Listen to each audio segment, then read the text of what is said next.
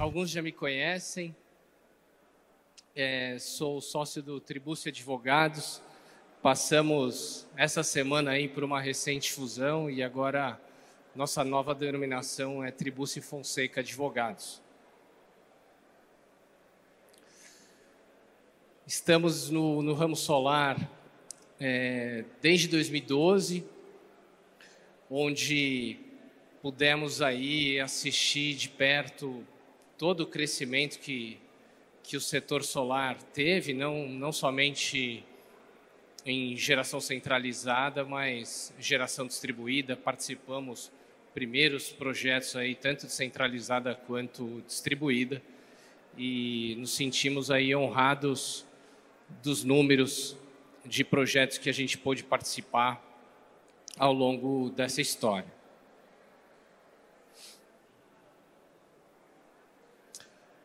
Eu sou tributarista, na verdade, no começo da minha carreira, e entrei no setor solar, na verdade, para ajudar na construção dos primeiros projetos, sob uma ótica tributária e, posteriormente, contratual.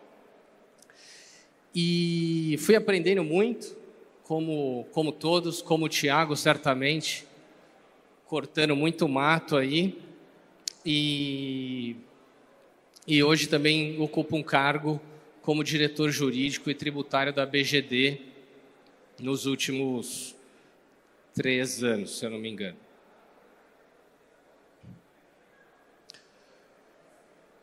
Bom, a ideia da palestra não é ser um showman aí como o Thiago Cassol foi, professor, né? Professor mesmo. Tem doutorado, Thiago? Tem doutorado, é outro nível acadêmico.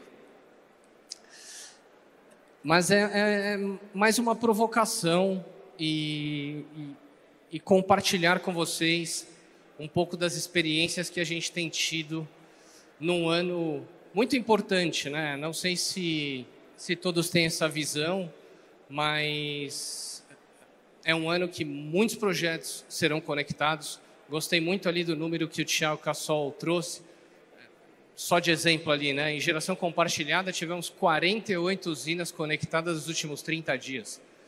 Estava fazendo aqui uma conta, se a gente fizer aqui por média 2,5 megas, cada uma dessas usinas, isso representa, num CAPEX baixo, claro, 3 milhões eu calculei ali, isso representa 360 milhões de investimentos nos últimos 30 dias de ativos conectados. É uma soma significativa para qualquer setor, não só o setor de energia solar.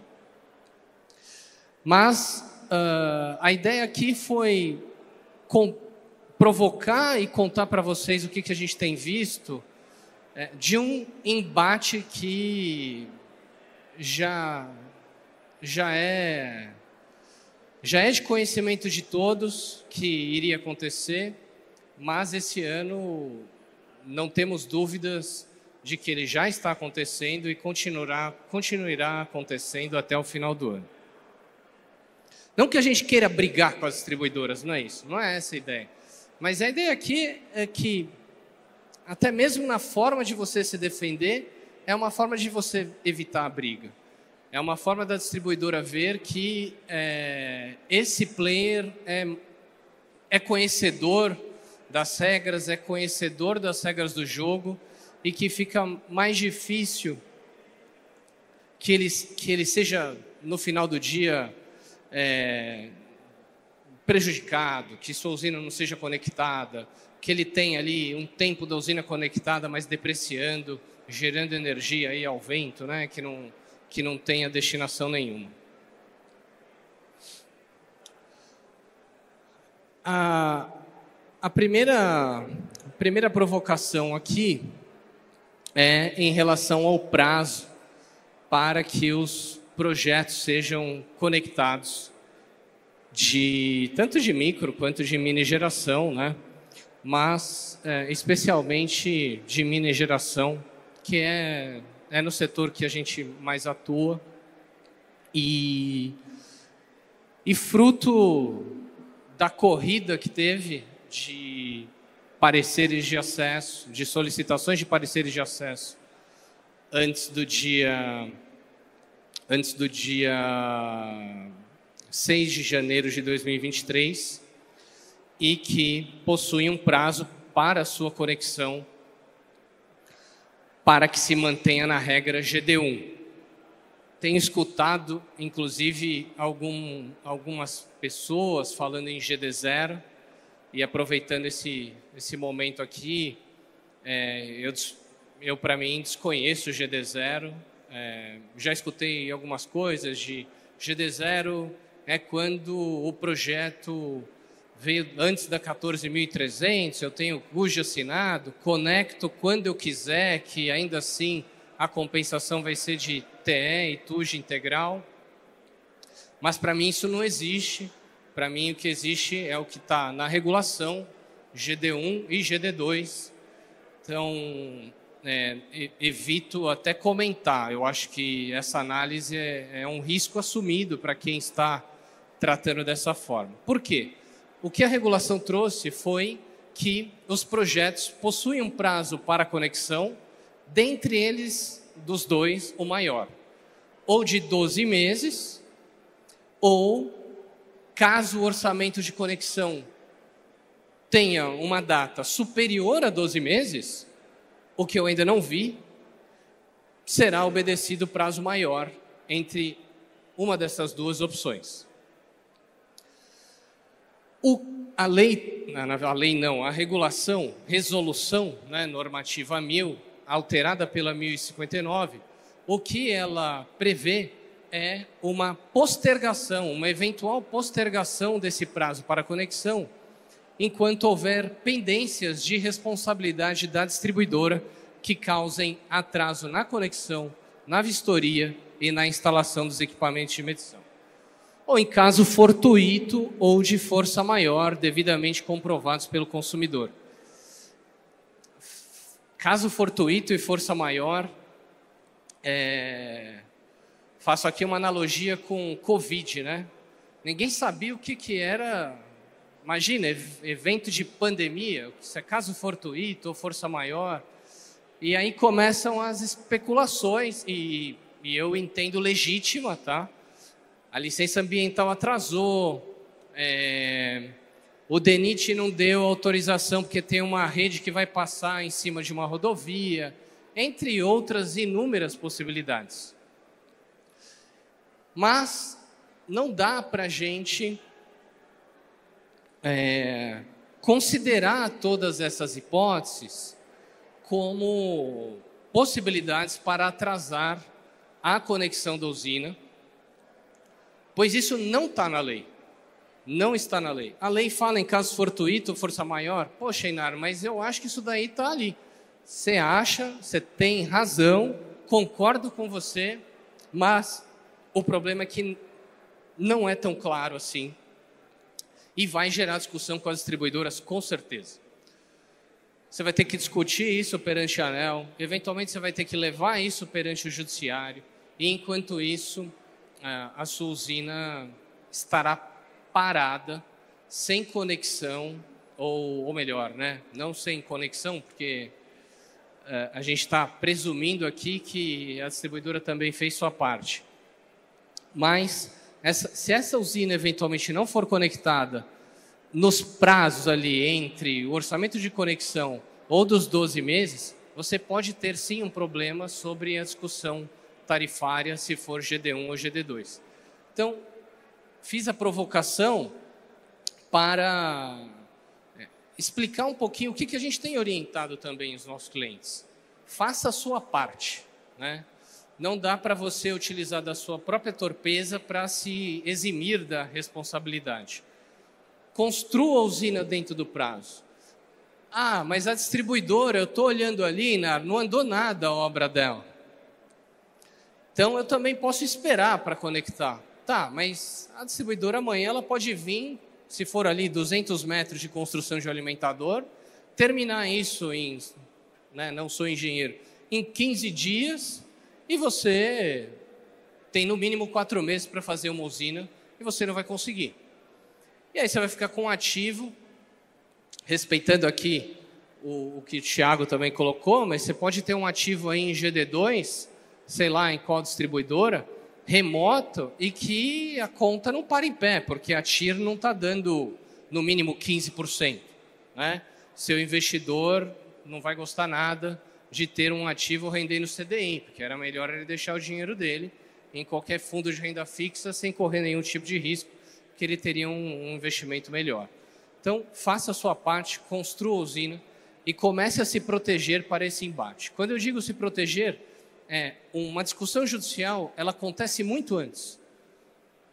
Realize fotos, envie e-mail para as distribuidoras, demonstre que essa rede não teve uma evolução. Quando do término da sua construção, mesmo sabendo que aquela obra da distribuidora não foi terminada, solicite a vistoria de conexão.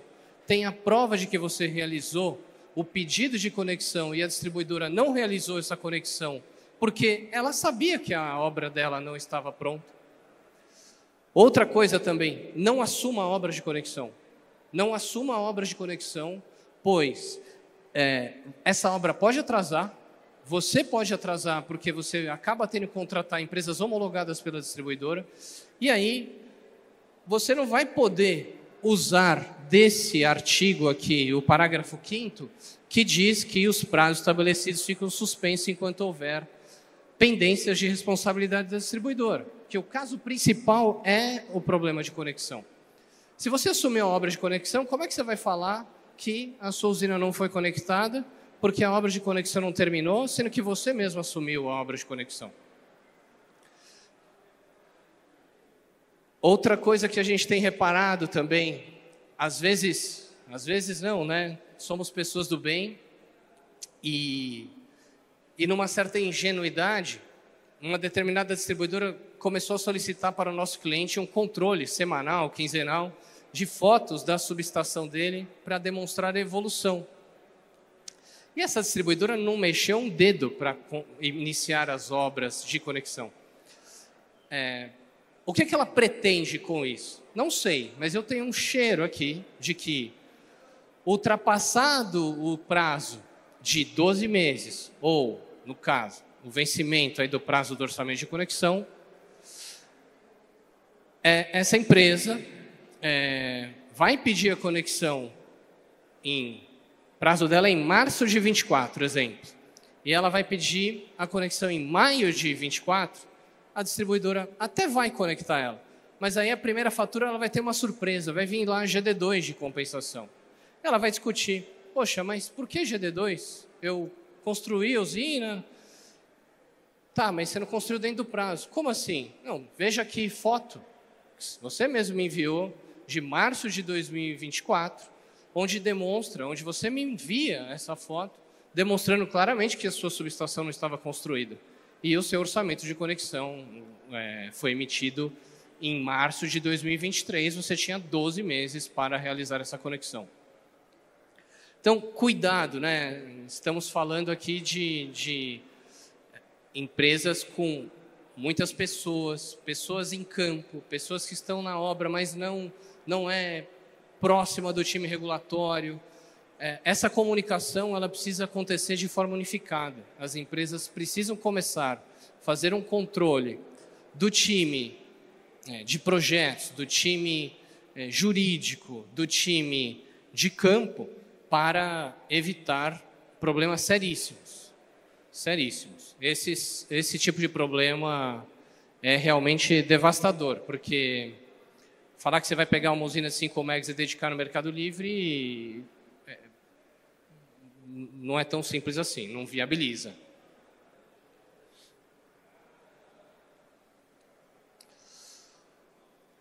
Outro tema também que existe a vedação na 14.300 sobre transferência de titularidade antes da conclusão da obra e conexão da rede.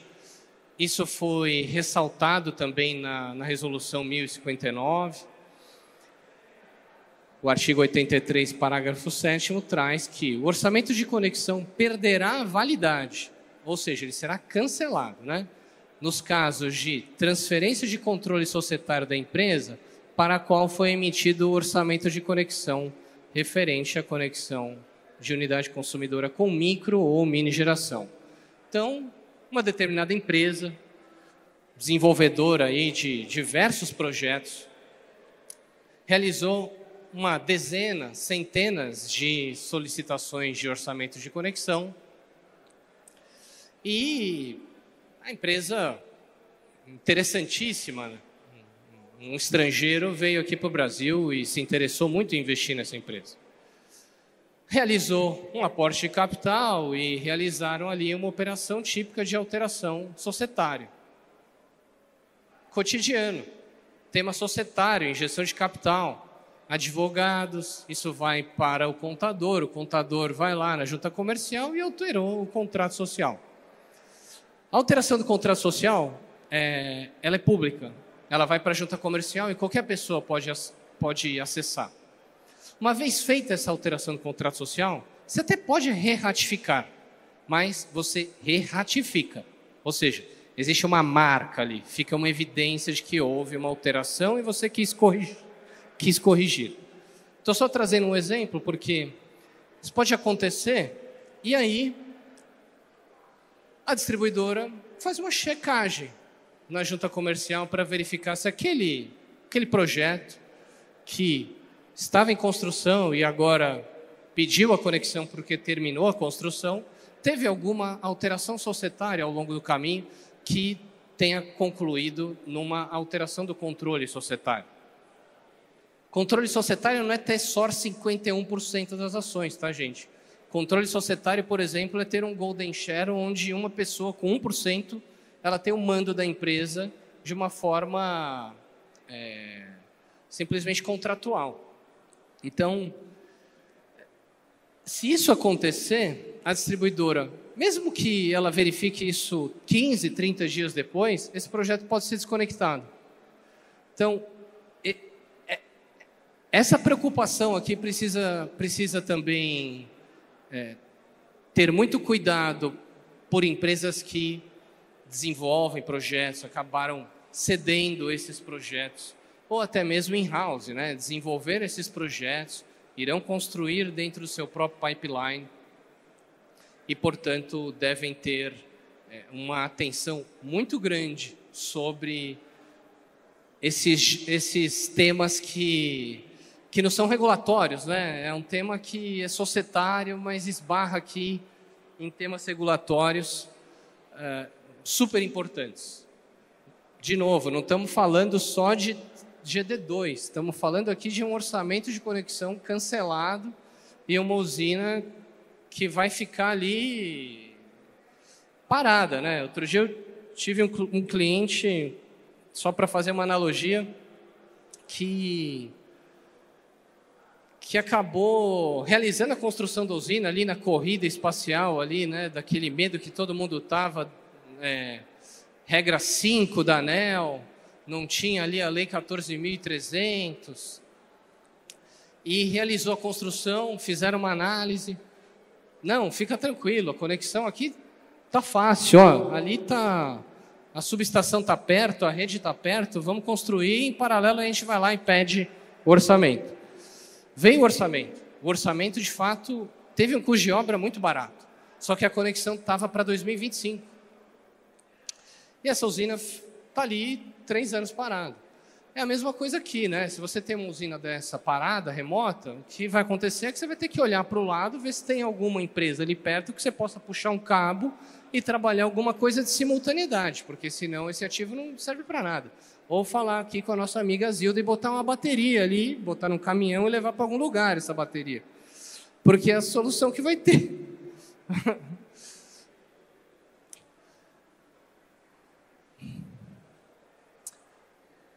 Outro tema também que tem algumas divergências entre alguns colegas tá, mas eu já assinei o CUG, eu posso transferir o controle. Está ali no FAQ da ANEEL. FAQ da ANEEL disse que eu posso transferir o controle. Depois de assinado o CUG, eu tenho direito de transferir o controle. Você tem o direito, livre iniciativa. É uma outra relação societária.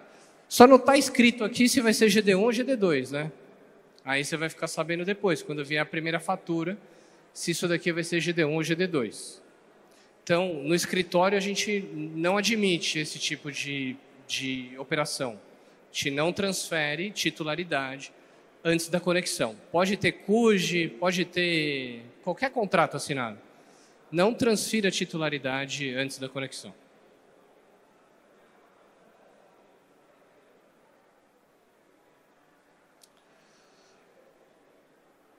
Tema já batido, tema que aí os engenheiros viraram advogados também, depende, cada um tem um método diferente, forma diferente de analisar, com todo respeito a vocês, mas o meu dever aqui é fazer uma análise jurídica.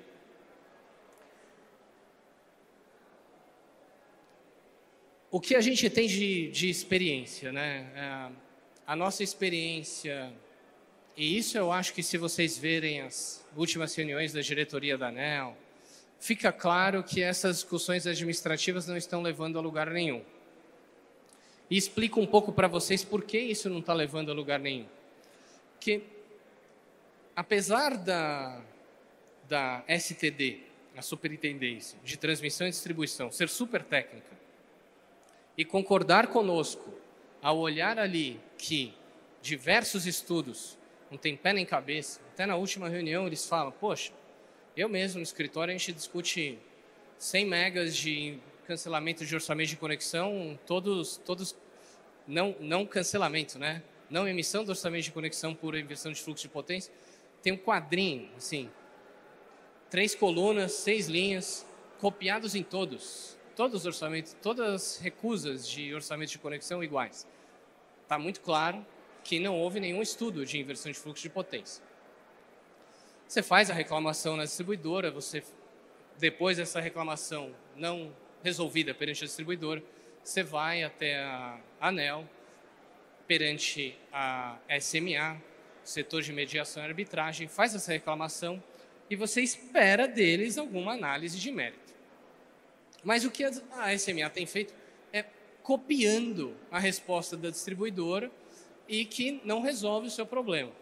Infelizmente, isso não vai para a STD, que é um órgão muito mais técnico, mas ele não é um órgão de sanção, não é um órgão que vai executar ali uma ação que forçará a distribuidora a agir de uma forma, minimamente, para não dizer outras palavras, minimamente diferente. E o direito tem um princípio, professor alemão, Hans Kelsen, que diz que não há direito sem pena. Então, enquanto não haver punição, a distribuidora não vai fazer nada. Tá, mas como que fica essa questão de inversão de fluxo, né, perante a ANEEL?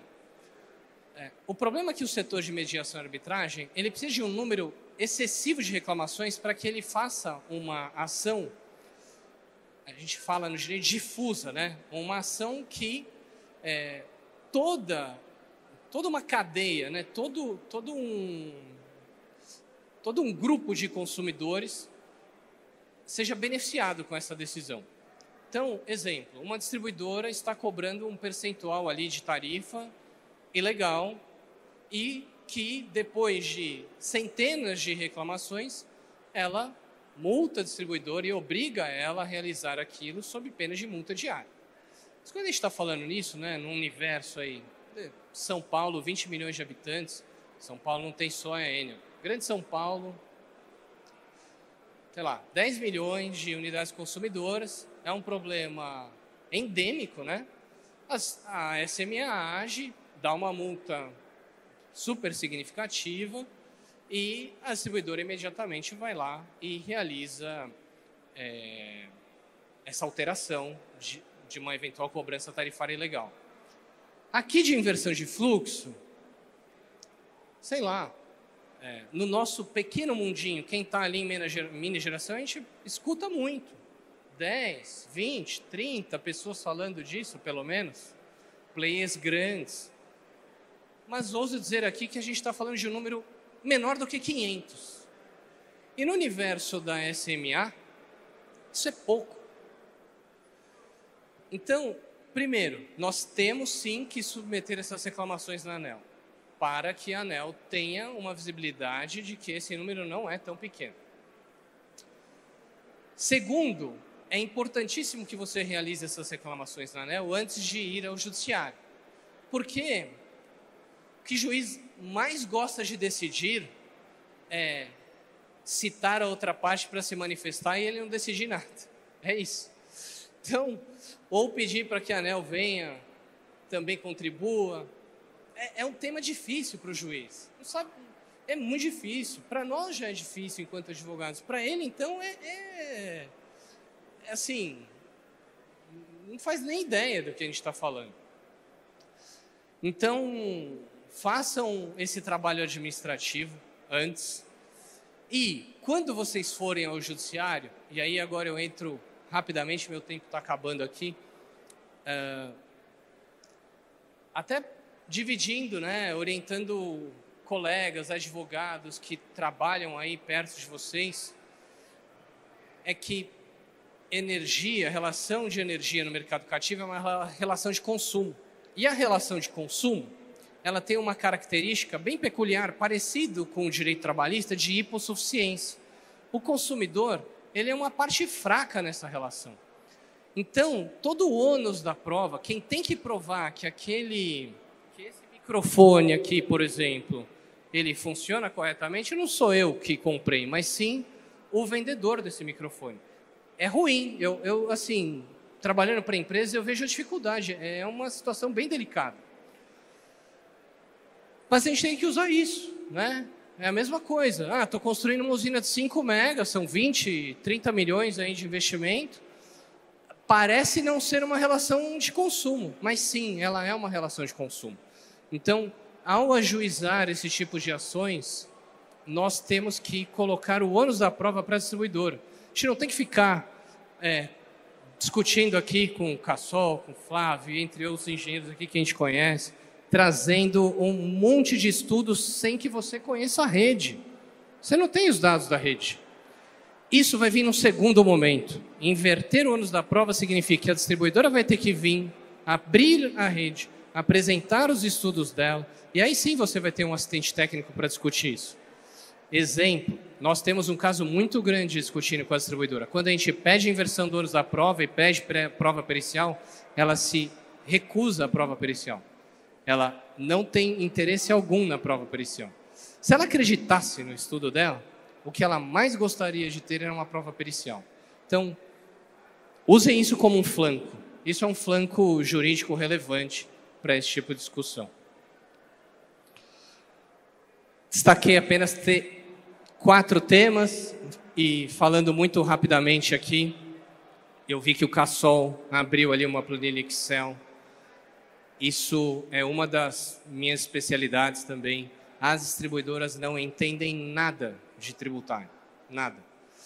Também tem uma dificuldade, elas têm um dinossauro dentro de casa, elas têm um sistema SAP caríssimo e que para ficar alterando esse sistema sobre regras tributárias a todo momento, com uma alteração tributária bizarra do que está acontecendo nos últimos 3 anos e vai continuar acontecendo com a reforma tributária, apenas colocando, a partir de 2026 a gente tem cobrança de IBS e CBS de 0,9. Isso vai aumentando todo ano. Vamos ter 8 tributos, não vão ser mais 5. Vai ser loucura isso daqui. A gente precisa olhar isso. O Thiago estava falando sobre novos mercados. Isso aqui tem mercado. Isso aqui tem revisão de fatura adoidada. Existe um artigo na Resolução 1000, se eu não me engano é o 357, e isso está no Código do Consumidor, não foi a ANEEL que inventou. Cobrança indevida da distribuidora representa devolução em dobro. Isso é cobrança errada. Não, mas ela calculou o tributo errado, ela entregou para o fisco. Entregou porque quis, calculou errado porque quis, não é problema meu. O dever dela, como responsável tributário, é calcular corretamente. Se ela não tem capacidade, ela contrate profissionais para ensinar ela sobre isso. Mas é obrigação nossa, enquanto consultores aí de energia, entender da parte tributária, porque os cálculos são por dentro. A distribuidora, poucas, a Enel, ela é muito fera, assim. A base de cálculo é aberta, mas muitas distribuidoras não abrem a base de cálculo. Não é fácil mesmo, nem para tributaristas. Fazer o cálculo reverso da alíquota para discutir o que está ali por dentro, se tem PIS/COFINS por dentro ou não. Meu prazo terminou, né? Então esse era meu último tema. Seguem aqui meus dados para contato, fico à disposição. Obrigado.